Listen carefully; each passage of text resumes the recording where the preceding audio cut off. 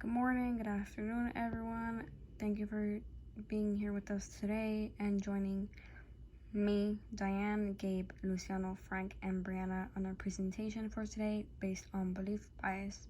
We hope you enjoy. What is belief bias? So when we read the textbook we have been reading in psychology, we come across belief bias in chapter 2. The term bias in belief bias is the lack of objectivity when looking at something in particular, meaning everyone has their own set of opinions hardwired into their brain already, and when speaking in a conversation, that bias randomly pops up in the conversation. You don't have to notice it, even if you don't want to use bias in a conversation. It just pops up. Doesn't necessarily mean it's on purpose. Most of the time it is on accident, 50% of the time. The definition of belief bias is a thinking error in which one uses prior knowledge or belief rather than logic to draw a conclusion. That definition can connect to the image below, where there are 3 circles with 3 labels: belief, justification, and truth. Each circle represents a example of what belief bias can be, and in the center of those circles you can see that some of the circles interact with each other, meaning they share some similarities. So belief and justification share reasons to believe but are not true, meaning you can have your own set of reasons and those reasons tend to be false and proven false by scientific research. Justification and truth is that we should believe what is being said, but we decide not to.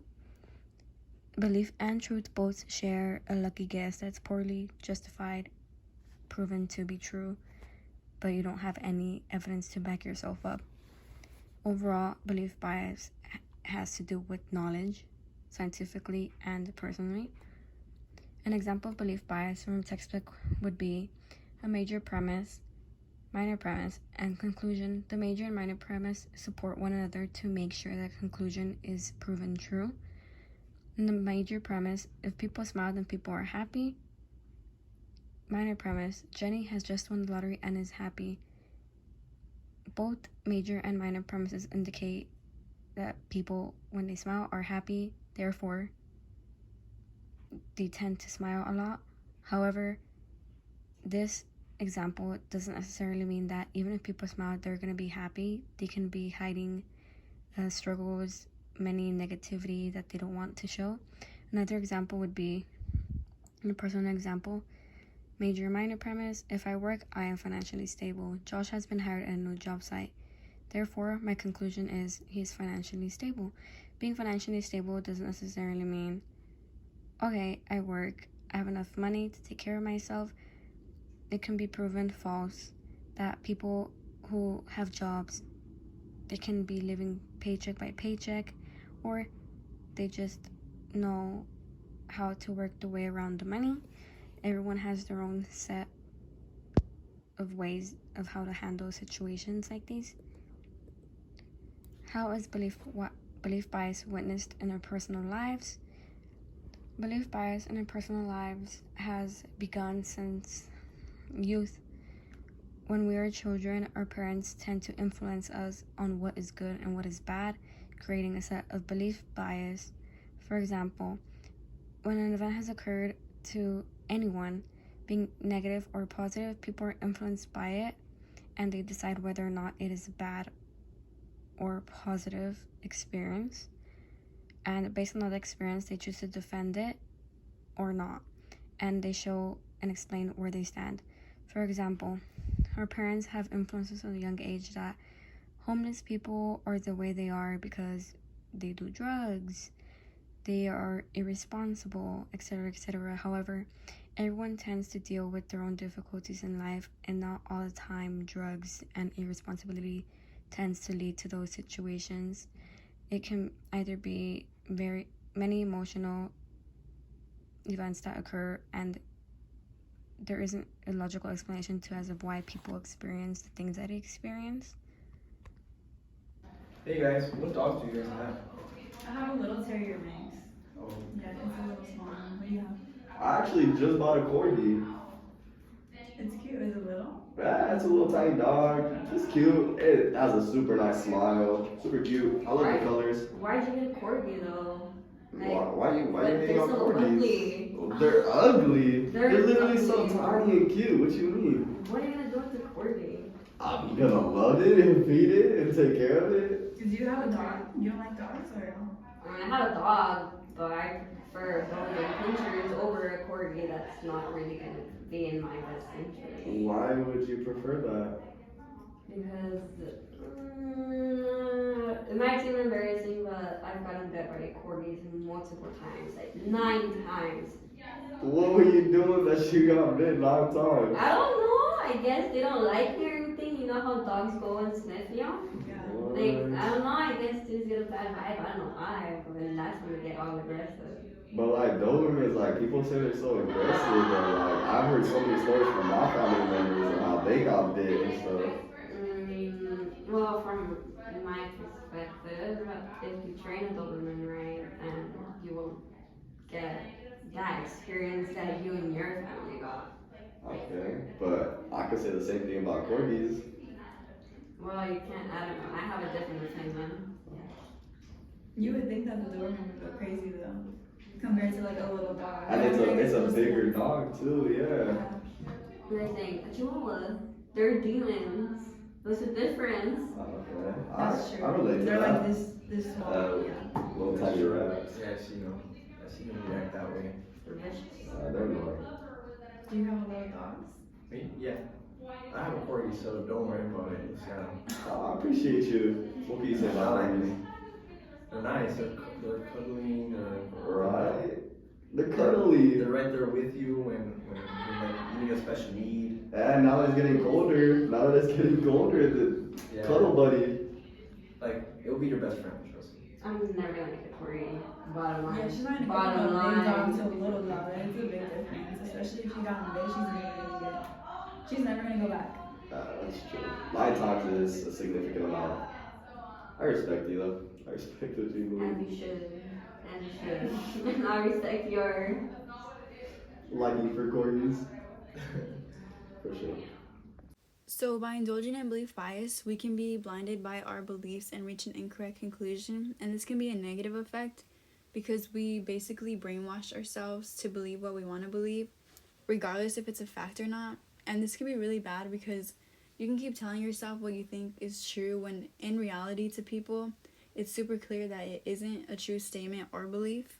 And it can lead to inability to compromise, so that kind of ties into people being blinded and reaching to conclusions because other people can tell them like, hey, this isn't true because look how much statistics or experience that other people have, and none of this is based off fact. And it could lead to the person who's against it to not be able to compromise to agreeing with the other person. And with that, it increases the rejection of unbelievable conclusions because if the other people know what's right and one person is trying to brainwash themselves into believing what they believe, then they're just going to keep getting rejected. Some positive effects of belief bias is people can become not easily manipulated by wanting to conduct their own experience to prove the point. With that, it just means that when someone comes to them with a unbelievable conclusion, they can be willing to prove their point by experiencing that situation, and they can be not easily manipulated by the other person into believing what they believe. And it ties into the living life to have personal beliefs because if you're constantly being told by people a bunch of different things, it makes you want to try all those things or ask other people of their personal experience to be able to have your own personal beliefs of that situation other people were trying to put on you. Not only that, but it also increases the acceptance of believable conclusions, and that basically just means that when people have valid beliefs that make sense, it increases the person to have more people believing what they believe, and that could be positive rather than negative and have people think you're crazy or brainwashed. And it also may help others believe in something that can happen to them. So by warning them, by saying, oh, I've heard this happens if you do this, it can have people not do that and have your belief happen to them. It can have them avoid bad situations. And now we have chain reactions from belief bias. And we see this when people try persuading others upon their personal beliefs, rather than allowing others to look at the facts and experiencing it for themselves.